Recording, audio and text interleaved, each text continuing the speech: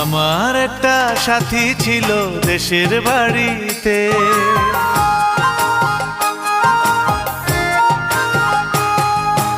আমার একটা সাথী ছিল দেশের বাড়িতে, মিষ্টি প্রেমের লিখত চিঠি প্রতি মাসেতে।